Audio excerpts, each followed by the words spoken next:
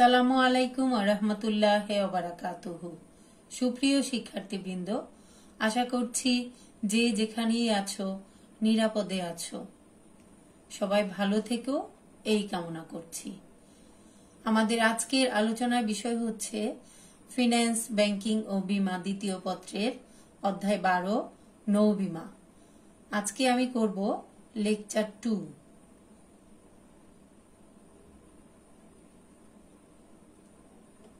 শিক্ষার্থীবৃন্দ, নৌপথ হচ্ছে সবচেয়ে সহজ ও নির্ভরযোগ্য মাধ্যম। নৌপথে পণ্য পরিবহনকালে অনেক অজানা বিপদ ও ঝুঁকি হয়। এই ঝুঁকিগুলো হচ্ছে ঝড়, তুফান, আগুন, জলদস্যু ইত্যাদি ইত্যাদি। এই ঝুঁকি হতে নৌবীমা ব্যবসায়ীদের রক্ষা করার জন্যই বীমার উৎপত্তি, এবং এই বীমার মাধ্যমে জাহাজ এবং জাহাজে রক্ষিত মালামালের কোনো ক্ষতি হলে ক্ষতিপূরণ করা হয়। সেজন্যই বলা হয় নৌ বীমা হচ্ছে ক্ষতিপূরণ চুক্তি। আজকে এই অধ্যায়ে আমরা পড়ব নৌ বীমার প্রকারভেদ, নৌ বীমা পত্রের প্রকারভেদ এবং সৃজনশীল একটি প্রশ্ন।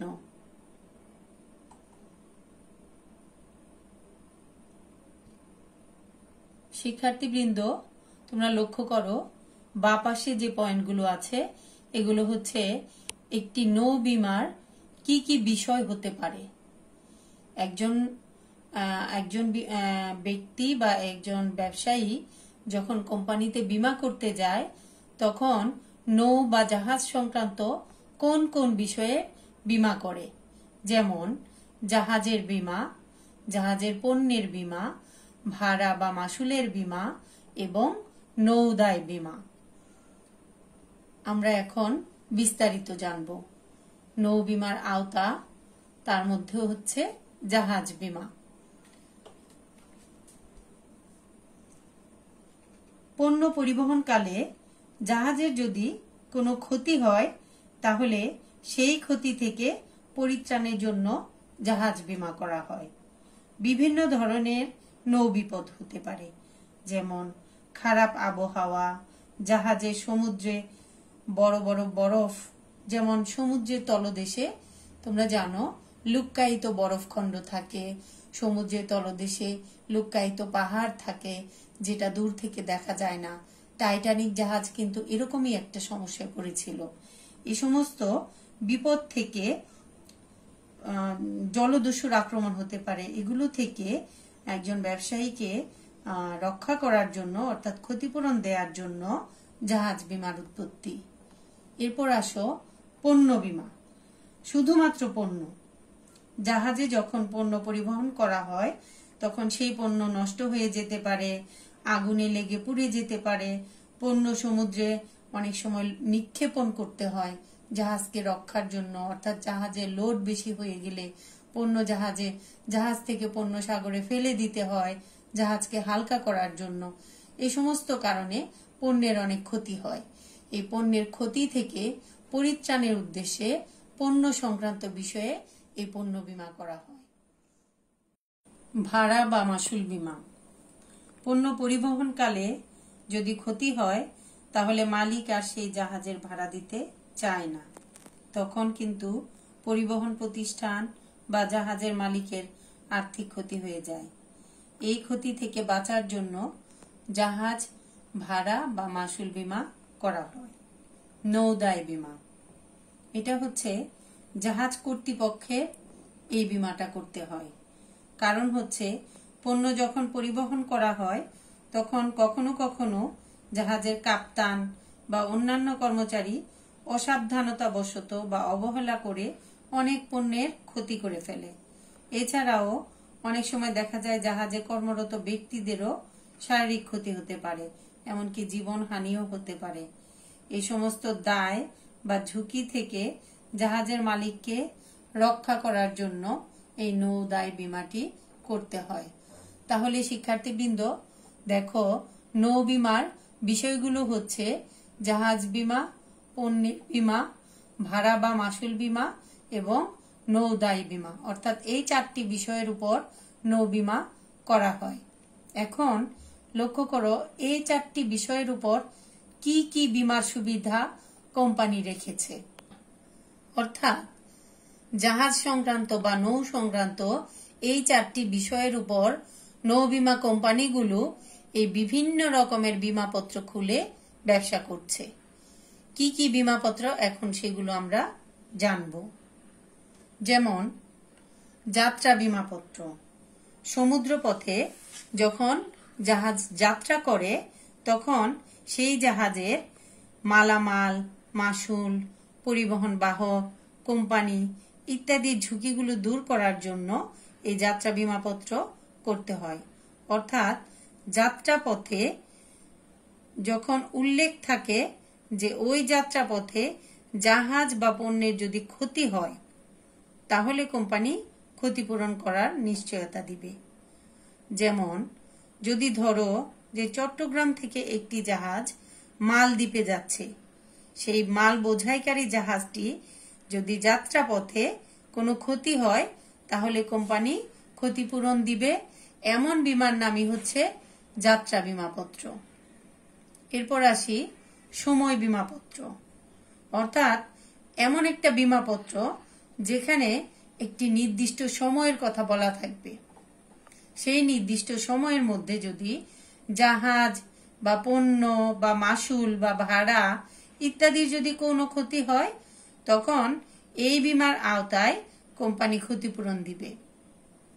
এই সময় বীমাপত্রটা সাধারণত 1 বছরের জন্য হয়।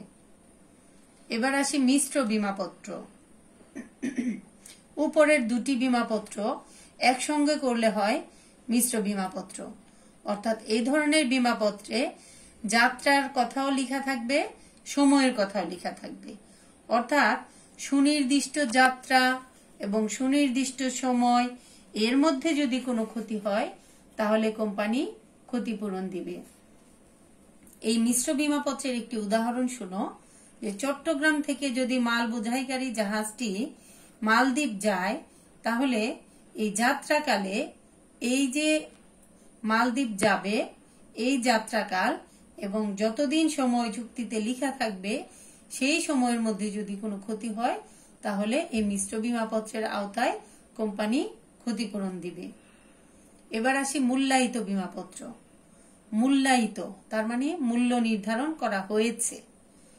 এমন একটি বীমাপত্র যে বীমা করার সময় কোম্পানিতে যখন বীমা করতে যায় বীমাকারী এবং বীমা গ্রহীতা, তখন কোম্পানি বীমা করার সময়ই বিষয়গুলোর একটি দাম ঠিক করবে।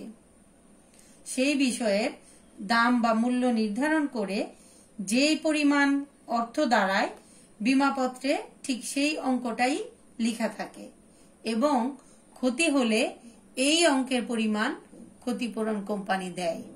তাহলে মূল্যায়িত বীমাপত্রের মধ্যে প্রথমেই মূল্য নির্ধারণ করা থাকে এবং ক্ষতি হলে এই মূল্যের অনুপাতে ক্ষতিপূরণ দিবে। ক্ষতিটি যদি টোটাল হয় তাহলে টোটাল ক্ষতিপূরণ পাবে, ক্ষতিটি যদি পার্শিয়াল বা আংশিক হয় তাহলে ক্ষতিপূরণ হবে আংশিক। অমূল্যায়িত বীমাপত্র তার মানে মূল্য আগে নির্ধারণ করা হয়নি। এই বীমাপত্রে প্রথমে মূল্য নির্ধারণ করা হয় না, ক্ষতি যখন হয়ে যায় তখন সেটির পণ্যের বাজার দর চিন্তা করে ক্ষতিপূরণ। ভাসমান বীমাপত্র সাধারণত বড় বড় ব্যবসায়ী বা শিল্পপতিরা তারা চিন্তা করে যে 1 বছরে যদি অনেকবার মালামাল আনা নেওয়া করতে হয় তাহলে বারবার কোম্পানিতে গিয়ে চুক্তি করা, প্রিমিয়াম দেয়, এটা অনেক ঝামেলা। তাই একটি বীমাপত্র করবে এবং একসঙ্গে অ্যাডভান্স হিসাবে একটা প্রিমিয়াম কোম্পানিকে দিবে এবং বারবার যখন জাহাজ ওঠানামা হবে কি পরিমাণ পণ্য গেল আসলো, প্রিমিয়াম কত হবে এটি কোম্পানির সাথে মিলে বারবার হিসেব লিখতে হয়। উদাহরণ স্বরূপ একজন শিল্পপতি দেখলেন যে প্রতি বছরে তিনি গড়ে 10 বার মালামাল আনা নেওয়া করেন এবং টাকার অঙ্কে তা প্রায় 2 কোটি টাকা হবে। এক্ষেত্রে তিনি ভাসমান বীমাপত্রের মাধ্যমে একটি নির্দিষ্ট পরিমাণ প্রিমিয়াম জমা দিবেন এবং ওই 2 কোটি টাকার বীমাপত্র নিয়ে নেবেন। 10 বারে 2 কোটি টাকা মূল্যের মালের শিপমেন্টের ঝুঁকির নিরাপত্তা একটি বীমাপত্রের মাধ্যমে সম্ভব হবে। এবং এর মাধ্যমে অনেক ঝামেলাগুলো শিল্পপতিরা এড়াতে পারেন। এরপর আসো যুগ্ম বীমাপত্র। যুগ্ম মানে দ্বৈত, অর্থাৎ ডাবল। তাহলে সহজেই বুঝতে পারো ডাবল ইন্স্যুরেন্স। একজন ব্যবসায়ী তার ঝুঁকির জন্য দুই জায়গায় অর্থাৎ দুইটা কোম্পানিতে যখন বীমা করবে তখন সেটি হয়ে যাবে যুগ্ম বীমাপত্র। এক্ষেত্রে যখন ক্ষতি হয় তখন দুইটা কোম্পানি মিলিয়ে সেই ব্যক্তিকে ক্ষতিপূরণ দিবে। বন্দর ঝুঁকি বীমাপত্র। বন্দরে কিছু কিছু জাহাজ, বার্জ ও লাইটার সাধারণ কাজ করে এবং এগুলোর এই অভ্যন্তরীণ কাজে ব্যস্ত থাকার সময় অনেক সময় এরা ক্ষতিগ্রস্ত হয়। তাই এই সমস্ত বিষয়গুলোকে কেন্দ্র করে যদি কোম্পানির সাথে বীমা করা হয় তখন সেটিকে বলা হয় বন্দর ঝুঁকি বীমাপত্র। খোলা প্রতিরক্ষাপত্র বা উন্মুক্ত বীমা, অর্থাৎ সব সময় টাকার অঙ্কে আমদানি রপ্তানি করা হয়, তাই না? তাহলে প্রতিবারই বীমাপত্র খোলা কঠিন। তাই এই সমস্ত ঝামেলা এড়ানোর জন্য 1 বছরের জন্য একটি উন্মুক্ত বীমা করতে পারে। এর মাধ্যমে কোম্পানির কাছ থেকে ক্ষতিপূরণ পাওয়া যায়। অবরোধ বীমাপত্র, অর্থাৎ পণ্যের উৎপত্তি স্থল থেকে পণ্যটি জাহাজে বোঝাই করে রাস্তা পার হয়ে গন্তব্যস্থল পর্যন্ত পৌঁছানো পর্যন্ত একটি বীমার মাধ্যমে যদি সমস্ত ঝুঁকি আওতায় আনা যায় তাহলে সেটিকে বলা হয় অবরোধ বীমাপত্র। যেমন ধরো এক্স একজন ব্যক্তি তার কারখানা থেকে পণ্যটি বন্দরে যাবে, জাহাজে উঠবে, সাগর পাড়ি দিবে, তারপর সেই গন্তব্যস্থল ধরো লন্ডন, সেখানে পৌঁছানো পর্যন্ত যাবতীয় ঝুঁকি যখন একটি বীমার আওতায় আনা হয় তখন সেটিকে বলা হবে অবরোধ বীমাপত্র। এবার আসো বৃহৎ ঝুঁকি বীমাপত্র, অর্থাৎ একাধিক কোম্পানি, 3-4টি কোম্পানি হতে পারে, যে একাধিক কোম্পানি একসঙ্গে হয়ে একটি প্রতিষ্ঠানে এসে তার সমস্ত বিষয়ের উপর বীমা করলো। মনে করো ABCD 4টি কোম্পানি, তারা এসে করিমের সমস্ত বিষয়গুলোর উপর জাহাজ বীমা করলো। এখন এই যে বিষয়বস্তুর উপর একাধিক কোম্পানি বীমা করলো, তাহলে ঝুঁকিটা ওই 4 জনের মধ্যে ভাগ হয়ে গেল। যখন ক্ষতি হবে তখন কিন্তু সেই ব্যক্তি 4টি কোম্পানির কাছ থেকে সমানভাবে ক্ষতিপূরণ পাবেন এবং তিনি 4টি কোম্পানিতেই প্রিমিয়াম দিবেন। তাহলে 4টি কোম্পানি সমানভাবে যখন ক্ষতিপূরণ দিবে তখন কিন্তু সেই ব্যক্তি ক্ষতিপূরণের মাধ্যমে আবার লাভবান হতে পারবে না, কারণ সেই কথাটি মনে আছে তো, ক্ষতিপূরণের পরিমাণ কখনো ক্ষতিগ্রস্ত সম্পত্তির মূল্যের চেয়ে বেশি হতে পারে না। শিক্ষার্থীবৃন্দ, নৌ বীমার এই প্রকারভেদগুলো আমি সংক্ষিপ্ত আকারে এখানে চার্ট করেছি, তোমরা ইচ্ছে করলে এখান থেকেও পড়তে পারো। লক্ষ্য করো, মূল্যায়িত যে বীমাপত্রের কথাটি বলেছিলাম সেখানে আংশিক ক্ষতি যদি হয় তাহলে ক্ষতিপূরণের পরিমাণটা কিভাবে নির্ধারণ করা হবে। যেমন আংশিক ক্ষতির ক্ষেত্রে সমন্বিত আনুপাতিক ক্ষতি হিসেব করে ক্ষতিপূরণ করা হবে। এই সমন্বিত আনুপাতিক ক্ষতির নির্ণয়ের সূত্রটি হচ্ছে ক্ষতিগ্রস্ত সম্পত্তির বীমাকৃত মূল্য ভাগ ক্ষতিগ্রস্ত সম্পত্তির বাজার মূল্য ইন্টু ক্ষতির পরিমাণ। এভাবে তোমরা আংশিক ক্ষতির ক্ষেত্রে এই আনুপাতিক ক্ষতিটি নির্ণয় করতে পারবে। যদি পরীক্ষায় আসে তাহলে তোমরা এই সূত্রটি ব্যবহার করতে পারো।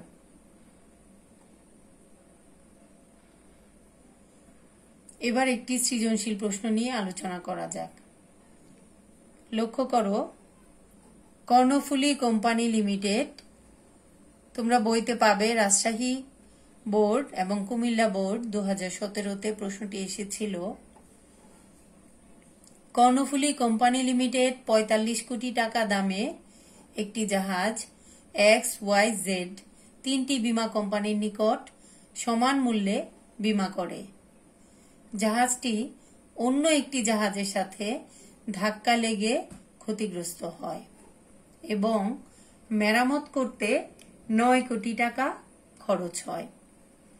কর্ণফুলী কোম্পানি লিমিটেড শুধুমাত্র এক্স বীমা কোম্পানির নিকট থেকে সম্পূর্ণ ক্ষতিপূরণ আদায় করে। পরবর্তীতে এক্স বীমা কোম্পানি ওয়াই ও জেড বীমা কোম্পানির নিকট থেকে আনুপাতিক হারে ক্ষতিপূরণ দাবি করে। লক্ষ্য করো, কর্ণফুলী 3টি জায়গায় অর্থাৎ 3টি কোম্পানিতে বীমা করেছিল। ক্ষতিপূরণ নিয়েছে একটি কোম্পানির কাছে। এখন 9 কোটি টাকা ক্ষতিপূরণ শুধুমাত্র এক্স এর কাছ থেকে নেওয়াটা কি ঠিক হয়েছে? প্রশ্ন, নৌ বীমা কি? এটি তোমরা পারবে, পূর্বের আলোচনায় ছিল লেকচার 1। নৌ বীমা চুক্তিকে কেন ক্ষতিপূরণের চুক্তি বলা হয়? লক্ষ্য করো, বীমা মূলত 2 প্রকার, জীবন বীমা ও সাধারণ বীমা। সেই সাধারণ বীমার বিষয় হচ্ছে 2টি, নৌ এবং অগ্নি। জীবন বীমা হচ্ছে নিশ্চয়তার চুক্তি এবং সাধারণ বীমা হচ্ছে ক্ষতিপূরণ চুক্তি। তাহলে যেহেতু নৌ অগ্নি সাধারণ বীমার বিষয়বস্তু এবং সাধারণ বীমা ক্ষতিপূরণের চুক্তি, তাহলে নৌ বীমা হচ্ছে ক্ষতিপূরণের চুক্তি। অর্থাৎ ক্ষতি হলে ক্ষতিপূরণ পাওয়া যাবে, যদি ক্ষতি না হয় তাহলে প্রিমিয়ামের টাকা কোম্পানি নিয়ে নিবে। কর্ণফুলী কোম্পানি লিমিটেড কোন ধরনের বীমা করেছে? এই যে বীমার অনেক বীমাপত্রের প্রকার পড়েছ, লক্ষ্য করো যে একাধিক কোম্পানি অর্থাৎ 3টি কোম্পানির সাথে বীমা হয়েছে। তাহলে এটি কোন ধরনের বীমা হতে পারে? এটি হতে পারে বৃহৎ ঝুঁকির বীমাপত্র। এখানে 3টি কোম্পানির সাথে এই কর্ণফুলী কোম্পানিটি চুক্তি করেছিল এবং 3টি কোম্পানি একসঙ্গে ক্ষতিপূরণ করার কথা, তাই এটিকে বলা হয় বৃহৎ ঝুঁকি বীমাপত্র। জ্ঞানে তোমরা বৃহৎ ঝুঁকি বীমাপত্র লিখবে, অনুধাবনে বৃহৎ ঝুঁকি বীমাপত্রের সংজ্ঞা হিসেবে লিখবে এবং প্রয়োগে তোমরা এটি প্রমাণ করে দেখাবে।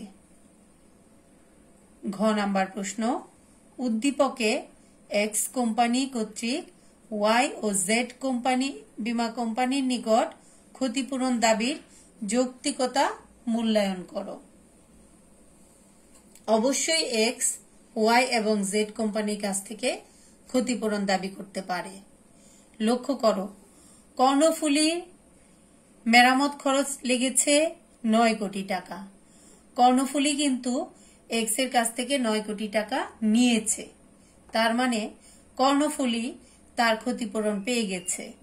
তাহলে কর্ণফুলী ওয়াই এবং জেড এর কাছে আবার টাকা চাইতে পারবে না, পারলে সেটা অন্যায় এবং আদালতে সেটা শাস্তি স্বরূপ হবে।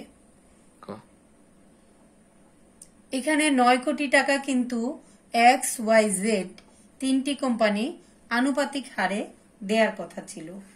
যেহেতু এক্স একাই সেই 9 কোটি টাকা দিয়েছে, তাহলে ওয়াই এবং জেড এর কাছ থেকে এক্স টাকা পাবে। অর্থাৎ 9 এর 3 ভাগের 1 এক্স দিবে, 3 ভাগের 1 দিবে ওয়াই এবং 3 ভাগের 1 দিবে জেড।